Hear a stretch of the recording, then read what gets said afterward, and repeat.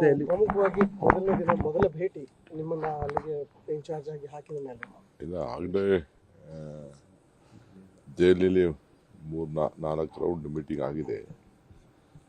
ಎಲ್ಲ ಏನೇನು ಬೇಕು ಎಲ್ಲ ಮಾಹಿತಿ ಎಲ್ಲ ತೆಗೆದುಕೊಂಡಿದ್ದೀವಿ, ಏನೇನು ಬೇಕು ಸ್ಟ್ರಾಟಜಿ ಎಲ್ಲ ಮಾಡಿದ್ದೀವಿ.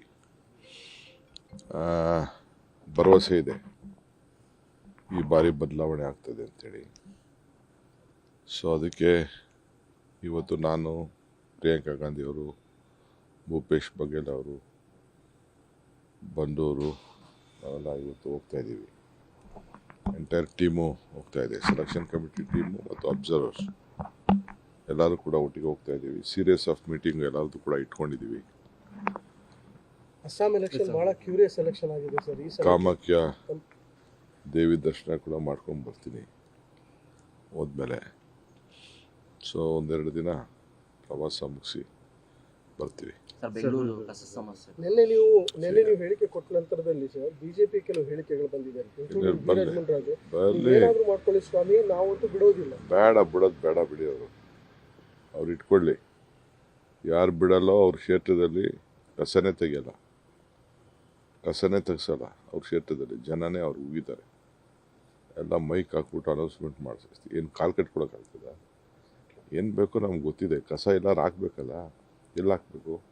ಮೊದಲಿಂದ ಎಲ್ಲಿ ಸಂಪ್ರದಾಯವಾಗಿ ಆಗ್ತಾ ಇದೀವಿ ಮಾಡ್ಕೊಂಡು ಬರ್ತಾ ಇದ್ದೀವಿ. ಅವ್ರ ಕಾಲದಲ್ಲಿ ತೀರ್ಮಾನ ಮಾಡಿದ್ದು, ನಮ್ಮ ಕಾಲದಲ್ಲಿ ತೀರ್ಮಾನ ಮಾಡಿದ್ದು ಎಲ್ಲ ಇದೇನೆ. ಕೆಲವು ಡೆವಲಪ್ಮೆಂಟು ಕೊಟ್ಟಿದ್ದೀವಿ, ನಾವು ಬೇಕಾದಷ್ಟು ಕೊಟ್ಟಿದ್ದೀವಿ. ಹಂಗಂತ ಸಾವಿರಾರು ಕೋಟಿ ರೂಪಾಯಿನ ಎಷ್ಟು ಅಂತ ಕೊಡೋಕ್ಕಾಗಲ್ಲ. ಏನೋ ಕೆಲವೊಂದು 50-100 ಕೋಟಿ, 20 ಕೋಟಿ, 30 ಕೋಟಿ ಹಿಂಗೆ ಮೊದಲು ಕೊಟ್ಟು ಬಂದಿದ್ದೀವಿ.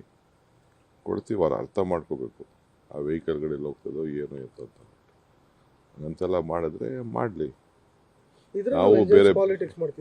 ನಾವು ಬೇರೆ ಕಡೆ ಜಾಗನೂ 2 ಪರ್ಮನೆಂಟಾಗಿ ಮಾಡೋಕ್ಕೆ 4 ಮಾಡೋಕ್ಕೆ ಮಾಡ್ತಾಯಿದ್ದೆ. ಸ್ವಲ್ಪ ಜಮೀನ್ದೇನೇನೋ ಸಮಸ್ಯೆ ಬಂತು.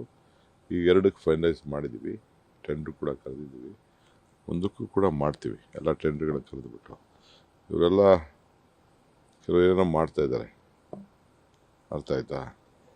ಈ ಕಸ ಯಾರ ಕಸ? ಜನರ ಕಸ. ಈಗ ಆಯ್ತಪ್ಪ, ಮಾದೇವಪುರ ನಿಲ್ಲಿಸ್ಬಿಟ್ರು. ಈ ಮಾದೇವಪುರದ ನಿಲ್ಲಿಸ್ಬಿಟ್ರೆ 3 ದಿನ ತೆಗಿಲೇಬೇಡಿ ಅಂತ ಅವ್ರು ಬೇಡ ಅಂತ ಹೇಳ್ತಾರಲ್ಲ, ನಾವು ತೆಗಿಲೇಬೇಡ ಅಂತ ಹೇಳ್ಬಿಟ್ರೆ ಏನಾಗಬೇಕು? ಆ ಕೆಲಸ ನಾವು ಮಾಡ್ತೀವಿ, ನಮ್ಮ ಡ್ಯೂಟಿ ನಾವು ಮಾಡ್ತೀವಿ. 38 ತಿಂಗಳದು ಕೇಳಿದ್ವಿ, ಬರೀ 26 ತಿಂಗಳದು ಕೊಟ್ಟಿದ್ದಾರೆ. ಸದ್ಯ ಅಷ್ಟು ಕೊಟ್ಟಿದ್ದಾರಲ್ಲ, ಸಂತೋಷ ಪಡಬೇಕು. ಸರ್ಕಾರದ ಪರಿಸ್ಥಿತಿ ಅರ್ಥ ಮಾಡ್ಕೋಬೇಕು. ದಯವಿಟ್ಟು ಸಾರಿಗೆ ನೌಕರೆಲ್ಲ ಸಹಕಾರ ಮಾಡಬೇಕು ಅಂತೇಳಿ ನಾನು ಮನವಿ ಮಾಡ್ತೀನಿ. ನಿರ್ಭೀತ, ನಿಷ್ಪಕ್ಷಪಾತ, ವಿಶ್ವಾಸಾರ್ಹ ಸುದ್ದಿಗಳಿಗೆ ಮತ್ತೊಂದು ಹೆಸರಾಗಿರುವ News18 ಕನ್ನಡ ಈಗ ಆಪ್ನಲ್ಲೂ ಲಭ್ಯವಿದೆ. ದಯವಿಟ್ಟು ಇಲ್ಲಿರುವ QR ಕೋಡ್ ಅನ್ನು ಸ್ಕ್ಯಾನ್ ಮಾಡಿಕೊಂಡು ಆಪ್ ಡೌನ್ಲೋಡ್ ಮಾಡೋದಕ್ಕೆ ಮರಿಬೇಡಿ. ನಿಮ್ಮ ಬೆಂಬಲ ಹೀಗೆ ಸದಾ ನಮ್ಮೊಂದಿಗಿರಲಿ. ಧನ್ಯವಾದ.